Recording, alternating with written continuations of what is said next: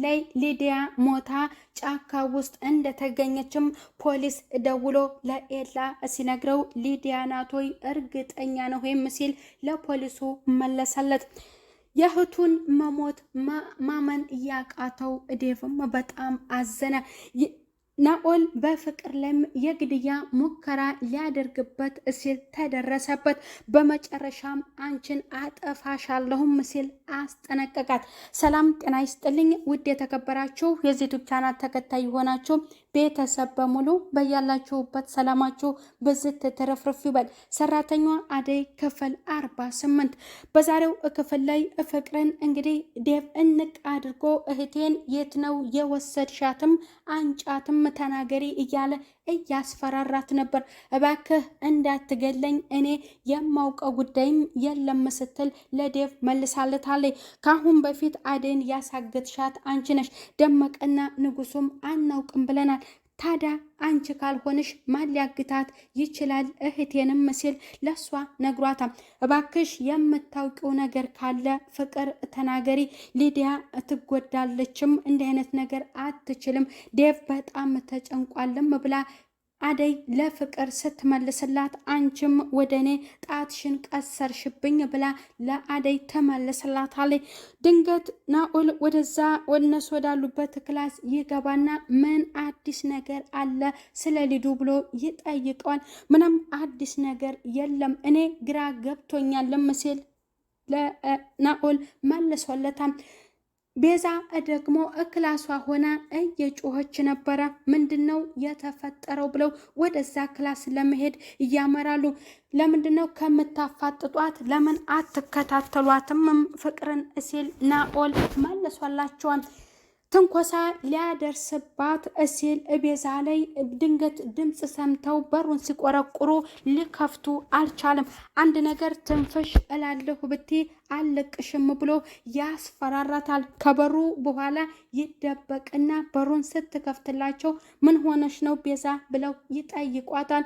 ዴቭና አደይ አይ ምንም ብላ ፊልም እንዳየችና ያም እንዳስደነገጣት ተነግራቸዋለች። እርግጠኛ ነሽ ወይም ብለው እነሱ ይሏትና አዎ እርግጠኛ ነኝ ብላ በሩን ዘግታባቸው ትሄዳለች። ዴቭ በጣም ይናደድና ወደ ክላሱ ይሄዳል። አደይም ተከተለውና ወደሱ ክላስ ትሄዳለች። እባክህ እንደዚህ አትሆን ሊዱ ትገኛለችም ተረጋጋም ስትል እሱን እያረጋጋችሁ ነበር።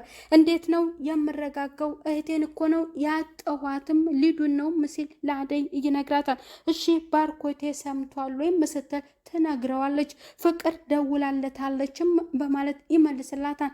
እሺ እኔም እደውልለታለሁ ብላ አደይ ትነግረዋለች። እንዳትደውይ በእኔ ምክንያት ስራው እንዲበላሽበትም አልፈልግም ብሎ ለአደይ ይነግራታል።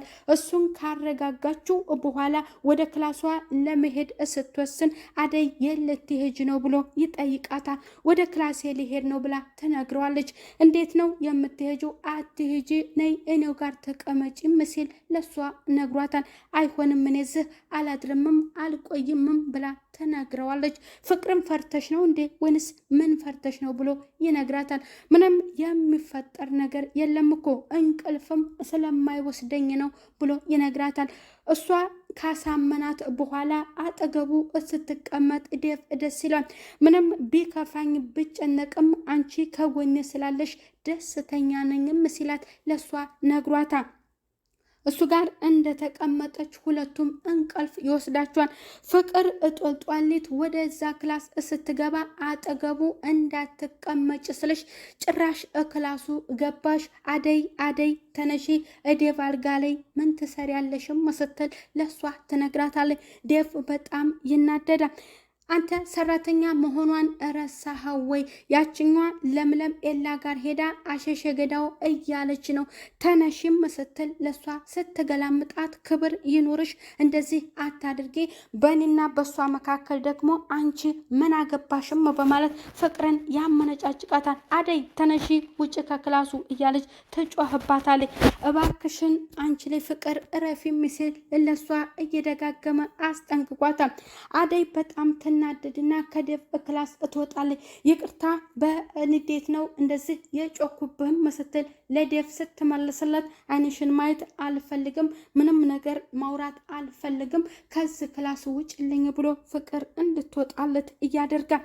ደመቀና ንጉሱ መንገድ ላይ ተቀምጠው ደግሞ ቤተሰቦቿ እኮ ውጭ ናቸው፣ ምን ቸግሯት ነው እሷ ራሷን ልታጠፋ የምትችለው? እንደዚያማ አታደርግም እያለ ንጉሱ ለደመቀ እየነገረው ነበር።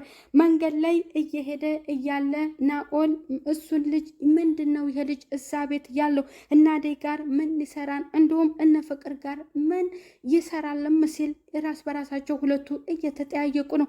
ለምን ይዘነው አናናግረውም? በሊዲያም ዙሪያ የሱ እጅ ይኖርበታልም ብሎ ደመቀ ይነግሯል። ከዛ ይጠሩትና እነሱ ጋር ከቆመ በኋላ እዛ ቤት ምን ትሰራለህም በማለት ደመቀ ይጠይቀዋል። የፍቅር ጓደኛ ነኝ ብሎ ሲመልስለት ፍቅር ደግሞ ጓደኛ አላት እንዴ ብሎ ንጉሱ ይነግሯል። ጓደኛ ስትል ፍቅር ነው ፍቅረኛ ሲለው አይደለም ኖርማን ጓደኛ ብሎ ይመልስለታል። አይ እንደዛ ከሆነ እሺ፣ ግን ፍቅር ምናምን ብትል አለቅህም አጠፋሃለሁም ብሎ ደመቀ ይመልስለታል። ቆይማ ደመቀና ንጉሱ የምትባሉት እናንተ ዝነኛዎቹ እናንተ ናችሁ ብሎ ሲመልስለት ደግሞ ማን ነው እኛን ዝነኛ ያደረገን ብሎ ደመቀ ይስቅበታል። እጁን ጥርቅም እያደርገውና ስለ ሊዱ የምታውቁት ነገር ካለ ንገሩኝ፣ ካሁን በፊት አደይንና ፍቅርን ያገታችሁት እናንተ ናችሁ ብሎ ሲጠይቅ አዎ እኛንን ያገትናት ምን ይጠበስም በማለት ደመቀ ናኦል ይመልስለታል። ናኦልን ጥርቅም አድርጎት እኛ አንተን ነው የምንጠረጥርህ፣ ሊዱ የት ናት ያለችው ብሎ ሲጠይቀው እኔ ከሌባ ጋር ቆሜ አላወራምም ሲል ይመልስላቸዋል። ጥሏቸው ይሄዳል። ሊመታው ይጋበዛል ደመቀ። ንጉሱ ደግሞ እባክህ የባለፈው ይበቃናል፣ ሌላ መዘዝ አታንጣብን እያለ ለደመቀ እያስጠነቀቀው ይገኛል። አንድ ቀን አለቀውም የስራውን ነው የምሰጠውም ብሎ ይዝትበታል። በጣም እየተናደደው ደግሞ መንገድ ላይ እየሄዱ ሁለቱ ዴቭና ኤላ ምን አለ አንተ ጋር ብታሳድርልኝ ልደርሰትልህ በማለት ለኤላ ይነግረዋል። እባክህ እንደዛ አትበለኝ እኔ አሁን ጸጸቱ ሊገለኝ ነው ብሎ ለዴቭ ኤላ ይመልስለታል። ለምን እሷን ለማገናኘት የአፋልጉኝ አንለጥፍም ብሎ ለዴቭ ሲነግረው ዴቭ በሀሳቡ እየሰማማል። ፍቅርን ያስጠነቀቃት ነገር ምንድነው? ሳሎን ተቀምጣ ያ ልጅ ወደ እሷ ክላስ ይሄድና ቤዛም የት እንዳለች እንዲሁም አደይ የት እንዳለች ይጠይቃል። አንተ ውጪ መቆየት ለመድክ ብላ ትጠይቀዋለች። እንዲሁም ማደር እዛ ለመድኩ ብላ ስትጠይቀው እቤት ማንም እንደሌለ ሲያውቅ ቢሎውን ያመጣና ያንን መረጃ አጥፊልኝ ያለበለዚያ እገልሻለሁም ብሎ ፍቅርን ያስፈራራታል። እሺ አጠፋልሃለሁ እንዳትነካኝም ስትል ለሱ ትነግሯለች። ቤዛ ክላሷ እንደሆነች ወደ ቤዛ ክላስ ሲሄድ ቤዛ ደግሞ ልብሶቿን ወደ ሻንጣዎቿ እያዘጋጀች ነበር። ምክንያቱም እሷም በጣም እዝቶባታል። ምንም ነገር ትንፍሽ ብትልና ሁለቱን ደግሞ እንድታሳምንለት ለምለምንና አደይን እንድትቀርባቸውና እንድታወራቸው በመጨረሻም ወደ እሱ ጋር በሀሳቡ እንድስማሙለት እያደረገ ነበር።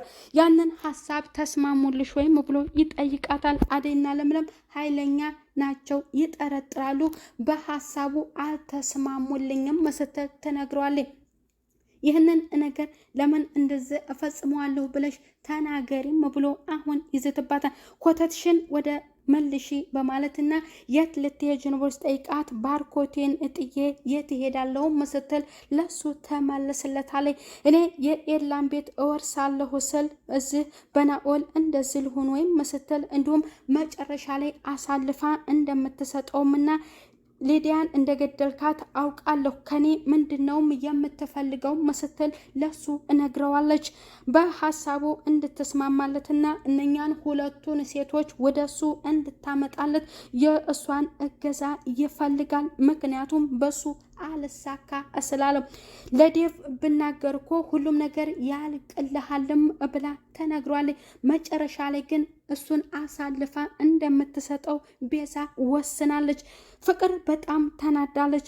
ክላሷ ተቀምጣ ድንገት ወደ እሷ ክላስ ይገባል። በጣም ትርበተበታለች። እንደዛ የምትፎክሪበት ነገር አሁን ላይ የት ሄደ ብሎ ለሷ ይነግራታል።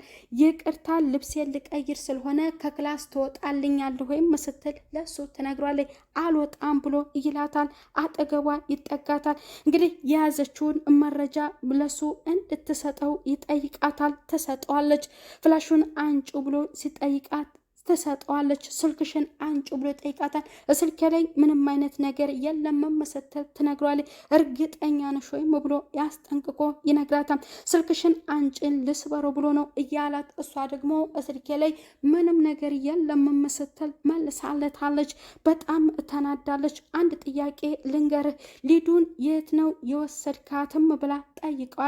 አንተ ነህ ወይ ያገትሃትም ብላ ስትጠይቀው፣ አዎ ሊዱ የለች ከዛሬ ጀምሮ አትመጣም፣ አትመለስም፣ ሞታለች ብሎ ለፍቅር ሲነግራት በጣም ትጨነቃለች። ገደልካት ብላ ለሷ ካሰብሽላት ነይ አንቺ በሷ ቦታ ላይ ተተኪላት በማለት ለሷ የመልስላታል።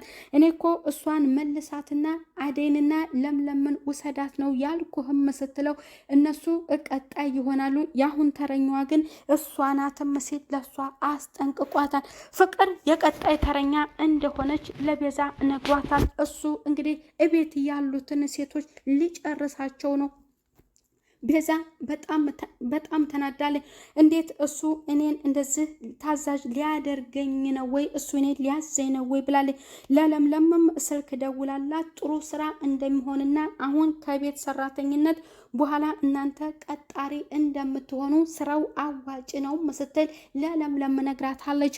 ያም ስራ ደግሞ ናኦል እንዳመጣው ትነግራታለች። ምንድነውም ስራው እያለች እየደጋገመች ስትነግራት ስለ ስራው ልታስረዳት አልቻለችም። ስለሱ ማወቅ ከፈለግሽ ናኦልን አውሪው ስትል ናኦል በጣም ተጨንቋን በሊዱ መጥፋት በማለት ትነግራታለች። በመጨረሻም ዴቭና ደመቀ ተገናኝተው ዴቭ እኔ የምጠረጥረው ናኦልን ነው ብሎ ይነግሯል። ዴቭ ቀጥታ ወደ ቤት ሄዶ እሱን ጠይቆታል። ለምለም ደግሞ ቀጥታ እንደሄደች አንተነህ ያገትካት የት ነው ያደረግካት ብላ በሱ ላይ በጣም ትዝትበታለች። እናንተ እዚህ ቤት ያላችሁት ሁላችሁም በእኔ ላይ የምታሳብቡት ለምንድን ነው ብሎ እሷን ይነግራታል። ሁለቱ እየተጨቃጨቁ ዴቭም ገብቶ ስለሱ ሊጠይቀው ሲል ስልክ ለኤላ ስልክ ይደወልለታል። እሱም ወደ ቤት እየገባ እያለ ከፖሊስ ነው ተብሎ እንደሞተችና ጫካ ውስጥም እንደተገኘች ሲነገረው እዚህ ጋር ኤላ በጣም ያዝናል። ወደዛ ቤት ሲገባ ናኦልን እያፋጠጡት እያሉ ነበረ ስልኩን እያወራ የገባው። ምን አዲስ ነገር አለ ተብሎ ሲጠየቅ እንደሞተችና ጫካ ውስጥ እንደተገኘችም ፖሊስ እንደነገረው ሲናገር እዚህ ጋር ለምለም በጣም ትናደዳለች፣ በጣም ታዝናለች። ወንድሟም እርግጠኛ ነው ወይ የኔ ሊዲያ ናት ወይ የሞተችው ብሎ በጣም ያዝናል። እንግዲህ በዛሬው ክፍል ላይ በጣም ያሳዝናል። ሊዱዬ ከሞተች የዚህ ድራማ በጣም ያስጠላል ማለት ነው።